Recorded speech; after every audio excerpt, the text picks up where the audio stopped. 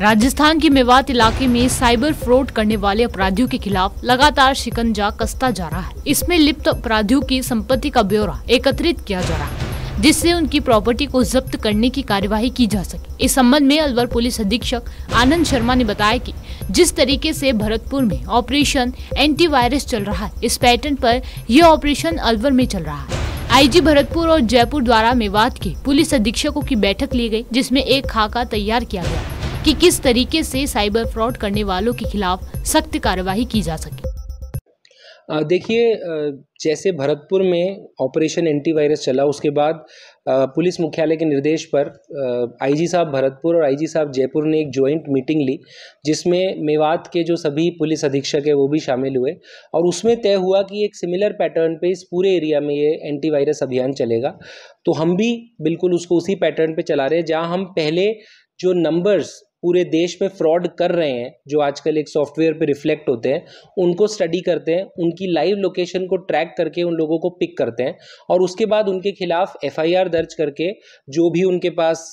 Phones, sim cards, incriminating material, sexually explicit material, extortion के लिए वो सब धाराएं लगा करके उनके खिलाफ हम मुकदमा दर्ज करते हैं। उसके बाद उस सॉफ्टवेयर से हमें ये पता चल पाता है कि उन लोगों ने किन अलग अलग राज्यों में भारत के साइबर ठगी की है। उसके बाद हम एक चिट्ठी उन संबंधित पुलिस अधीक्षकों को और थानों को लिखते हैं कि आपके यहाँ पर ये जो व्यक्ति ने साइबर फ्रॉड किया है, ये हमारे इस केस में अरेस्ट हुआ है, ताकि वो लोग भी आएँ और यहाँ जब वो जेसी में होते हैं उनको अपने स्टेट्स में ले जाए। तो इस प्रकार जो है मल्टीपल केसेस में वो अरेस्ट होते हैं, वो बुक होते हैं, अब राजस्थान के बाहर की जेलों में जाते हैं, उनका मनोबल टूटता है और उनका जो एक इंफ्रास्ट्रक्चर है जो फ्रॉड करने में उनकी हेल्प करता है, उसे तोड़ने में मदद मिलती है। इसके अलावा हम जो ये सस्पेक्टेड सिम्स हैं, इनको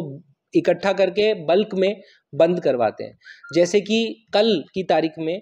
जो हमारे सॉफ्टवेयर पे यहाँ पर 6552 सस्पेक्ट सिम एक्टिव थे, हमने आज उनमें से करीब 5,500 को एक साथ ब्लॉक कराया है। इस प्रकार पिछले 1.5 साल में हम करीब 90,000 सिम इस एरिया में ब्लॉक करा चुके हैं, जिससे थोड़ा सा इंसिडेंट्स ऑफ साइबर क्राइम कम हो।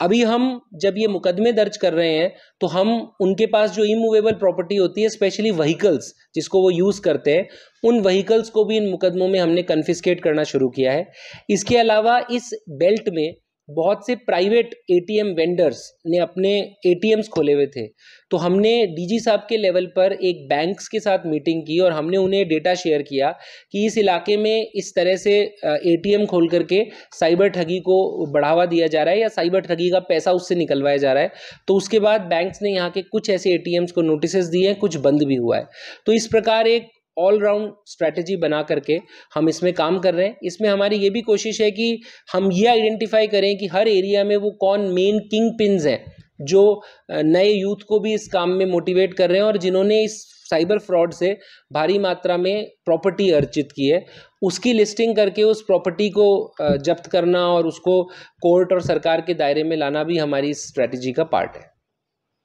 आसपास के इलाकों में पना लेना शुरू किया है, इस पर किस तरीके की आपने कार्रवाई शुरू की है या प्लान किया है? अभी रिसेंटली एक कार्रवाई बड़ी आपने की भी है। देखिए, जैसे भरतपुर में ऑपरेशन एंटीवायरस चला, उसके बाद पुलिस मुख्यालय के निर्देश पर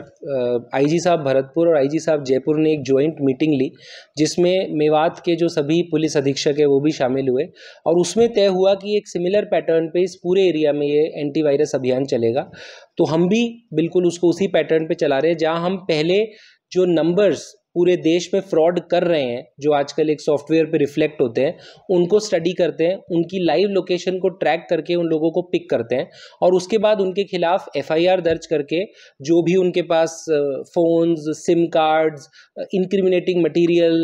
सेक्सुअली एक्सप्लिसिट मटेरियल, एक्सटॉर्शन के लिए वो सब धाराएं लगा करके उनके खिलाफ हम मुकदमा दर्ज करते हैं। उसके बाद उस सॉफ्टवेयर से हमें ये पता चल पाता है कि उन लोगों ने किन अलग अलग राज्यों में भारत के साइबर ठगी की है। उसके बाद हम एक चिट्ठी उन संबंधित पुलिस अधीक्षकों को और थानों को लिखते हैं कि आपके यहाँ पर ये जो व्यक्ति ने साइबर फ्रॉड किया है ये हमारे इस केस में अरेस्ट हुआ है, ताकि वो लोग भी आएँ और यहाँ जब वो जेसी में होते हैं उनको अपने स्टेट्स में ले जाए। तो इस प्रकार जो है मल्टीपल केसेस में वो अरेस्ट होते हैं, वो बुक होते हैं, अब राजस्थान के बाहर की जेलों में जाते हैं, उनका मनोबल टूटता है और उनका जो एक इंफ्रास्ट्रक्चर है जो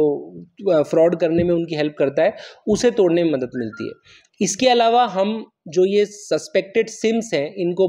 इकट्ठा करके बल्क में बंद करवाते हैं। जैसे कि कल की तारीख में जो हमारे सॉफ्टवेयर पे यहाँ पर 6552 सस्पेक्ट सिम एक्टिव थे, हमने आज उनमें से करीब 5,500 को एक साथ ब्लॉक कराया है। इस प्रकार पिछले 1.5 साल में हम करीब 90,000 सिम इस एरिया में ब्लॉक करा चुके हैं, जिससे थोड़ा सा इंसिडेंट्स ऑफ साइबर क्राइम कम हो।